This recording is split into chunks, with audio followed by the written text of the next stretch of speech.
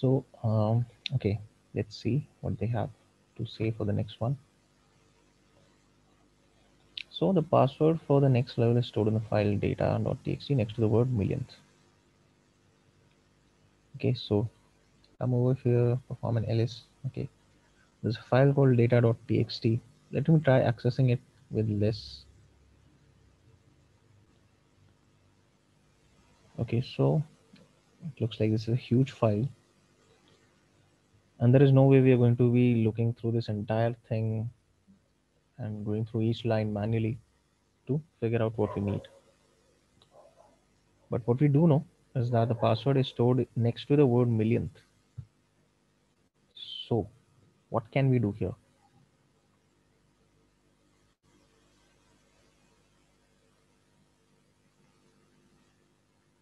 We can sort and grep. Sort and grep. Okay, why would we use sort, however, in this case?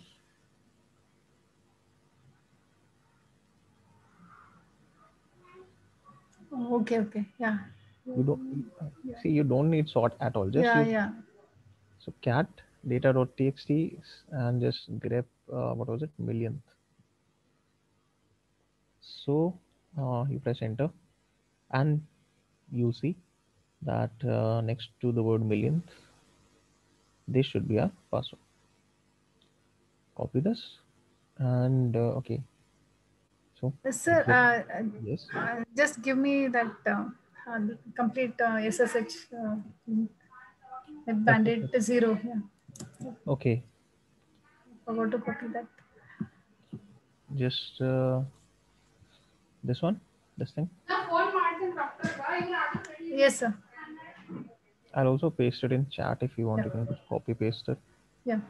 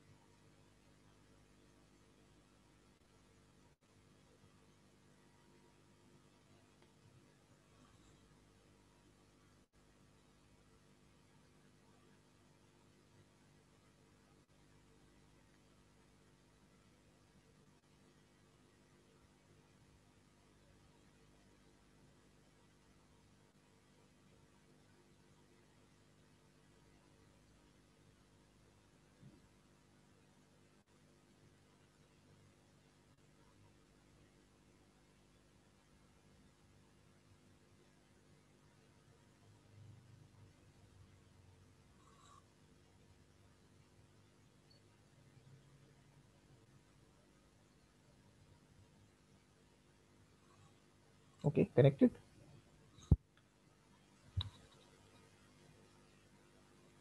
Were you able to connect? I'm able to connect, but uh, bandit 6 password I don't have now. Okay, just connect to the next one for Bandit 8. This is the password.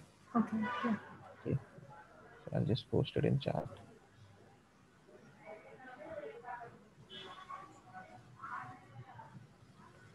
I'll also be connecting to that. Okay.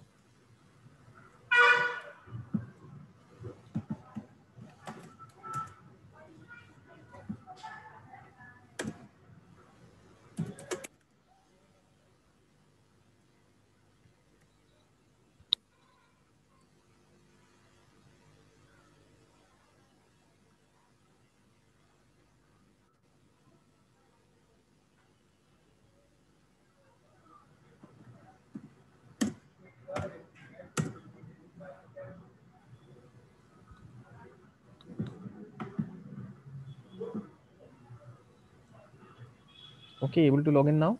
Yes, sir. Okay. So when you come to the website, it tells you that the password for the next level is stored in the file data.txt and is the only line of text that occurs only once. So let us check for the data.txt file. Okay, if I try to read this, again it's a large file. It has a lot of data, so no way we can manually read through everything, and there's no way for us to know which line is the password in this case anyway. So we just exit. Now we need to look for the line which is the only line of text that occurs only once. So every other line is occurring more than once, and our answer here is the line that occurs only once. So last time you have used some unique command, right? Hyphen u something with the grep or some Unique command unique. for which one? Uh, when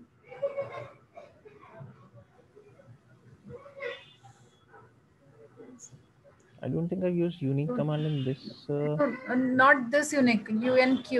It was a hyphen u something you have used when we were doing that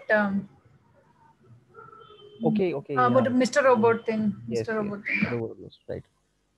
Okay. So yes, we use that. Unique hyphen u. Yes, we did use that. But there's something else that we need to keep in mind here. I'll just show you what that is. If I do that, if I just do cat data unique hyphen sorry, not q hyphen u. If I do this, oh, not data, sorry, data.txt, then even this is not going to give me the answer. Do you know why?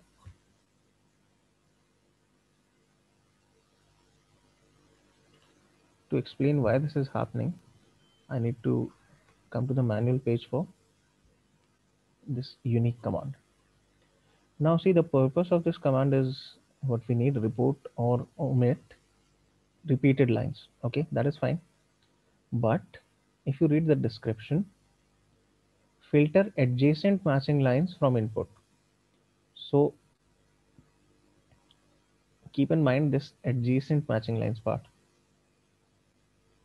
What adjacent matching line means, like if one line is occurring two times, then you have the third line, sorry, then you have the second line and the third line.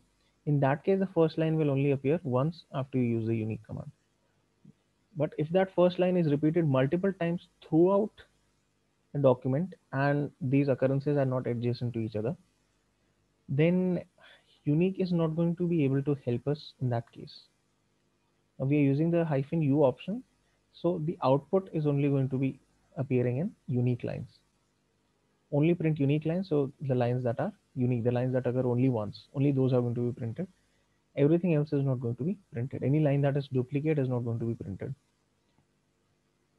But again, that is not going to give us the answer here, because the occurrences might not be, the repeat occurrences might not be adjacent to each other, which is what something that we need to consider here.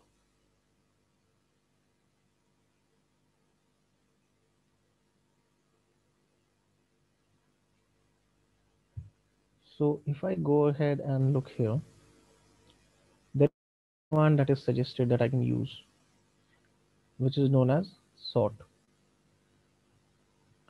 So what sort does is it's going to sort your data. So what is going to happen in this case? Let me just say cat data.txt and sort. If I just do this, now see what is happening. This line is repeated multiple times and all these occurrences are clubbed together. So all the repeat occurrences of any line are clubbed together in this case.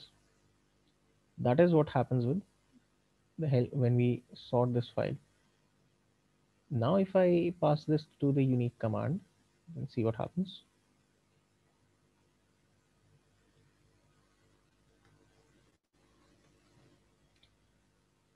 This is our required answer. So what we did was we took our text file, we gave that file to the sort command. The way it works is it is going to just sort all your data. So sort all the data that is in this file, whatever your input is, it'll sort it. So now this is going to be in alphabetical order. So L, M, N, you can see here. So that is the alphabetical order for sorting. And when that happens, any line that is repeated multiple times is going to have all its repeated occurrences clubbed together. So the unique command, we've seen that it filters adjacent matching lines. So it's going to work for us in this case. So we use that. So we use this combination of commands to arrive at our answer. Any questions? No, sir. No? Okay, good. So I'll copy this. Exit at 9.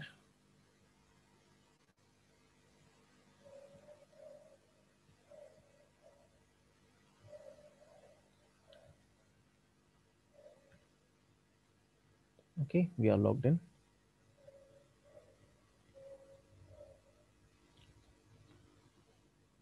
Okay, so what does it say?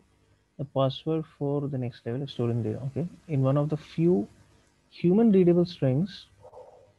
Okay, preceded by several equal to characters.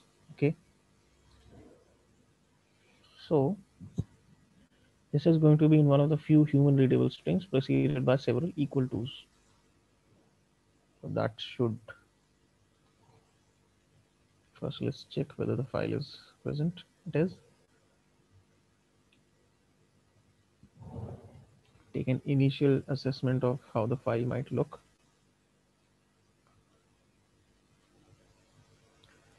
Okay, so a lot of it is just not human readable text, so it's not easy to read this. And just going to exit out of here.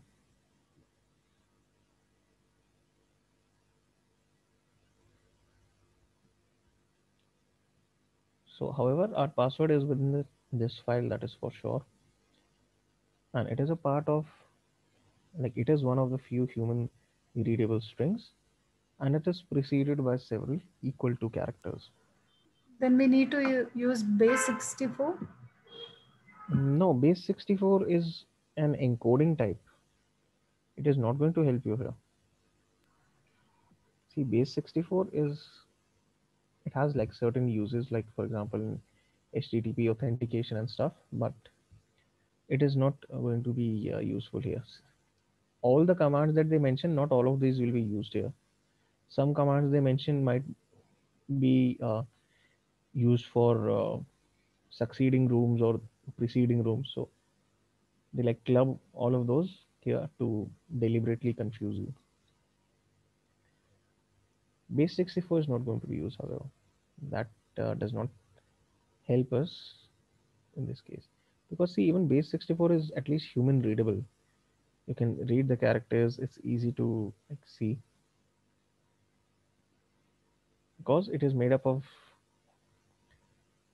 like alphabets, numbers, and a couple of special symbols. So base 64 is human readable. Okay, so this command that you see, strings, okay, let's see what it does. Okay, so let's first look at the manual page. It prints the strings of printable characters. Okay, so printable characters also tells us what we need to know, that these are going to be human readable characters. So the way to use this is strings, just like you use cat, and strings and the name of the file. Enter. So these are all the human readable strings present in this file. Now, however, this is not a short output either. You could comb through the entire thing manually and look for it. But what would be an even better way of filtering this output?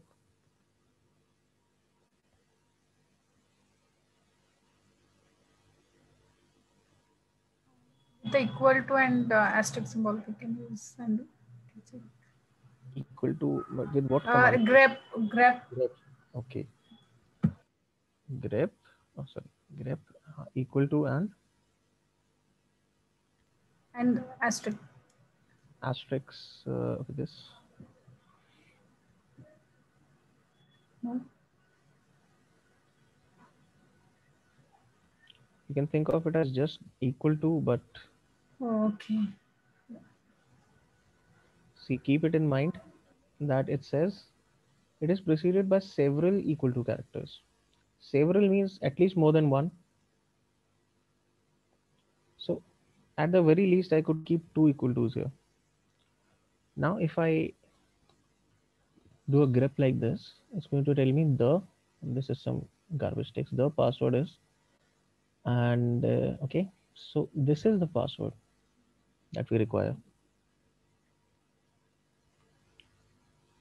So I can simply use this and move on to the next one.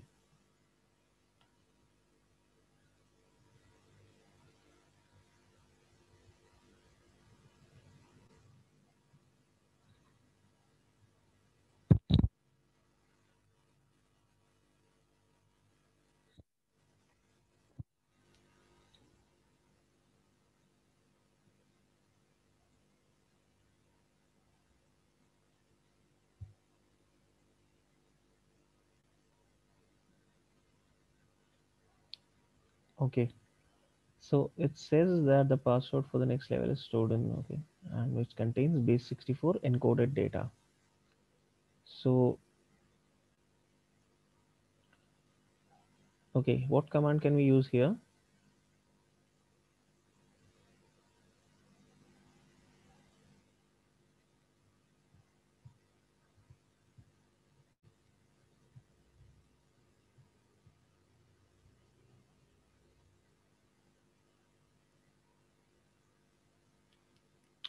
See, base64 is something that, yeah, that is something that I can use here because, Yeah. okay, so let me again, let's check for the file. Let's read it first. Okay, so this is in base64, and now see, this is already telling us that it contains base64 encoded data. But even without this hint, if you see some text like this, which has a double equal to sign at the end or even a single equal to, then that should be a good enough indication that this is base64 encoded. However, it is not completely necessary, it's not mandatory that a base64 string will end with an equal to. In some cases, that will not be what you see. But if it does end with double equal to, then you can be sure that this is going to be base64. So what you can do is cap this out. Okay, now for the base64, what option do I specify here?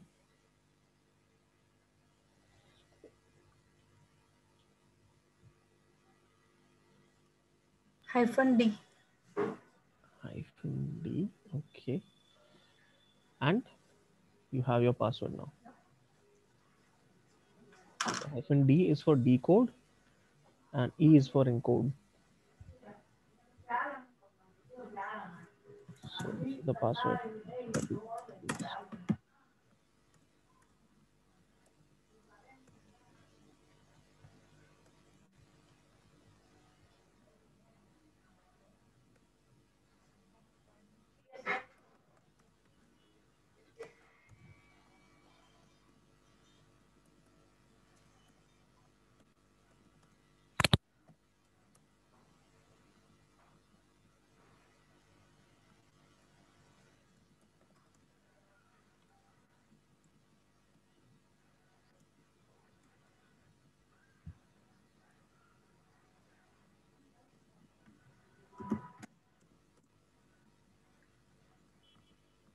Okay. So the password for the next level is stored in the file data.txt, where all lowercase and uppercase letters have been rotated by 13 positions. So let's check.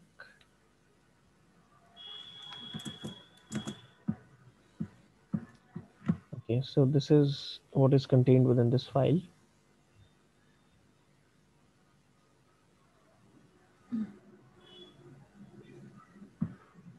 Used rod 13. ROT 13. Okay, that is one solution that we use ROT 13. So just copy this, go to the website,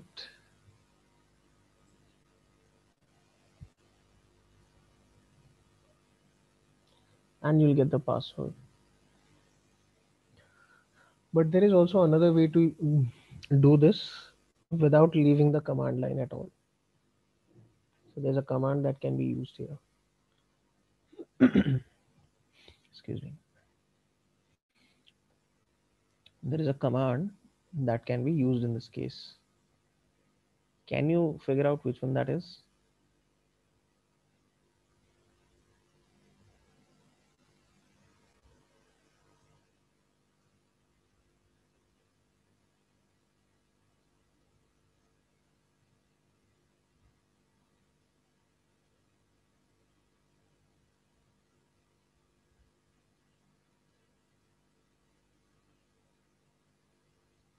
TR for a translate.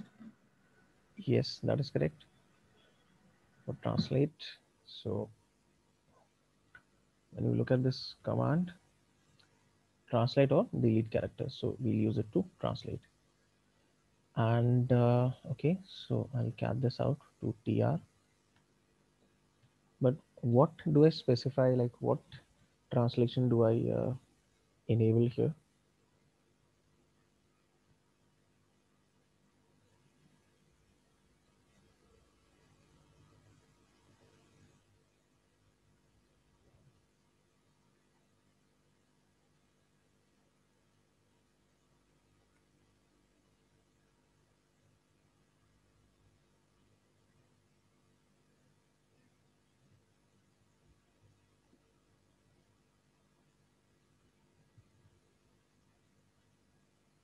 Character repeating dollars that.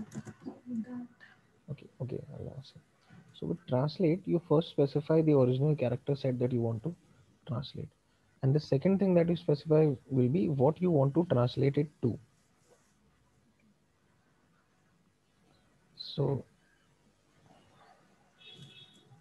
the first thing that we'll be doing, we need to specify the current character set. Now keep in mind that what we have here, it's in both upper as well as lower cases. So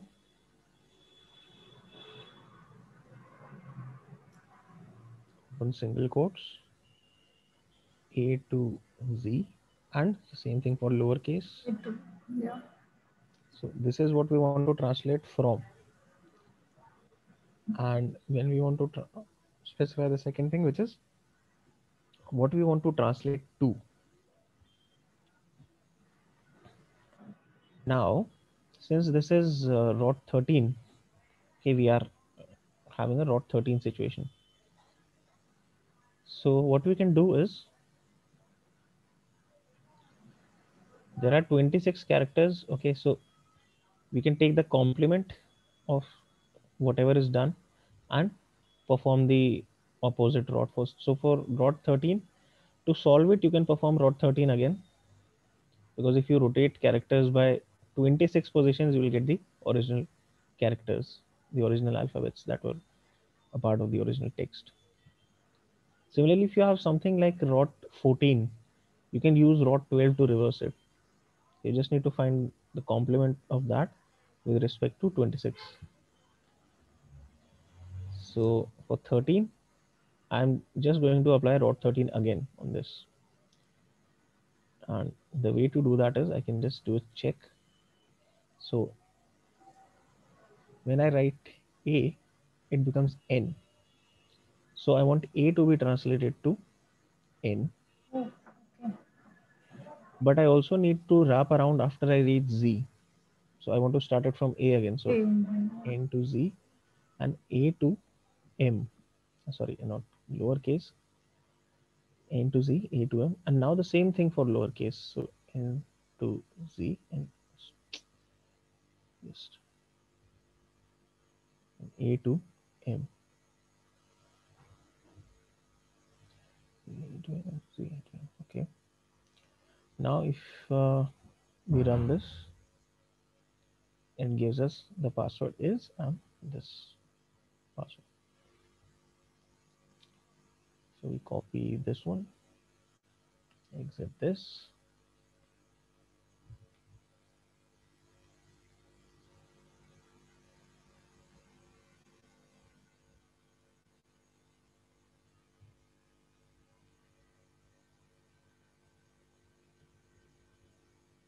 Okay, bandit 12 now.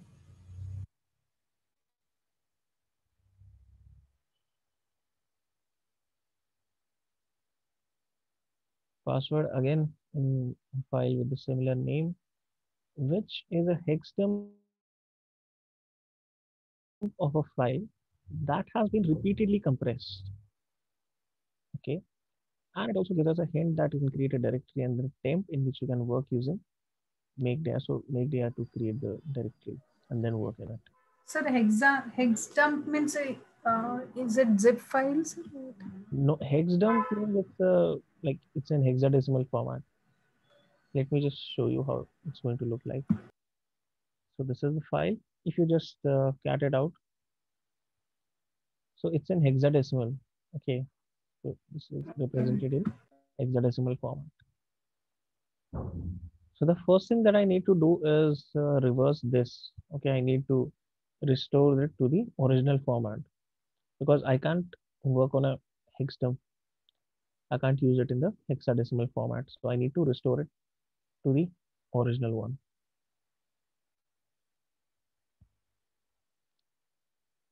So out of these commands,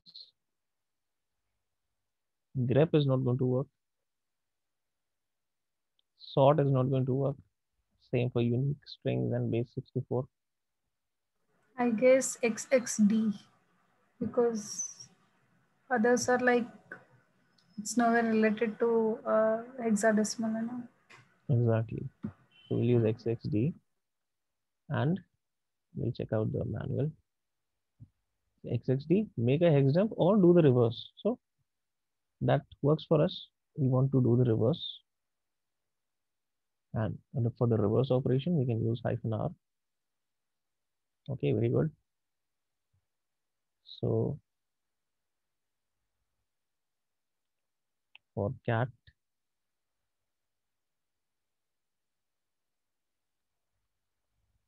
XXD. Oh no, I think we can just use XXD -r and data.txt.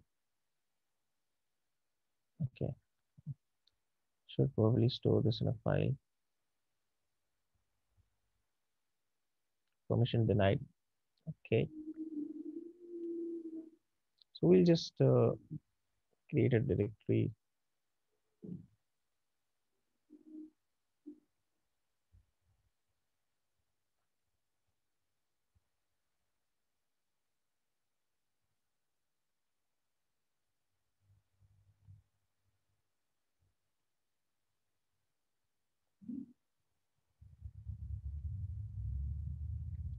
So let me go to temp now and let's check up on the file. So we have a file known as data. So it says it's a hex dump of a file that has been repeatedly compressed. Okay, so we have gotten rid of the hex dump. So this is a file that has been repeatedly compressed. Okay, and how do I find out what to do with this file now? If it has been repeatedly compressed, surely there's going to be some decompression involved. Either we can use gzip or bzip. Gzip or bzip. How do I know what to use? I can't To use man. them interchangeably. Sorry. I can't use them interchangeably. Sorry, I didn't get you. Interchangeably means Means if a file is compressed with gzip, I can't. like uncompress it with the bzip at So we need to, location. okay, need to identify. You mean to say we need to identify which has to be used, right? Yes, we need to identify what has to be.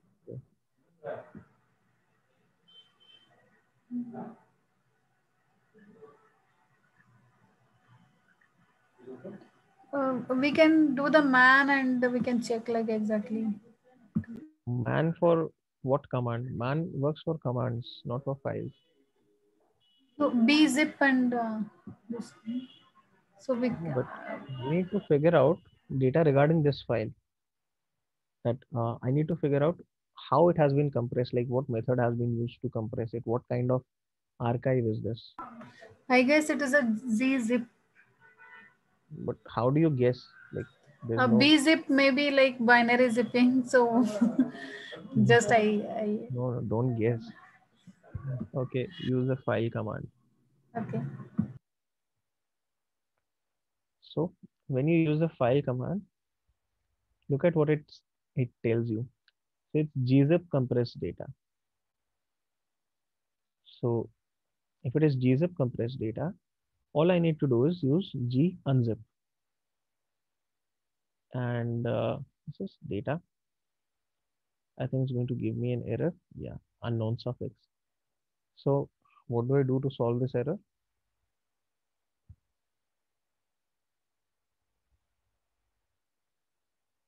This is basically an error because gzip expects, sorry, g unzip expects the file to have a .gz extension.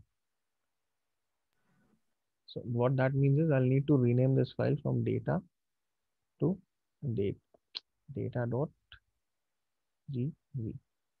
When I try to gunzip it now, it should work.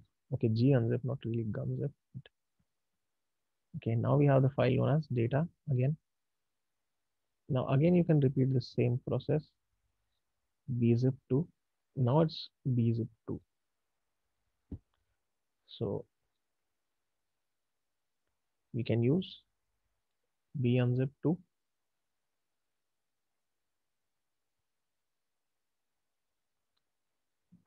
using data.output. So the output now is in data.out format.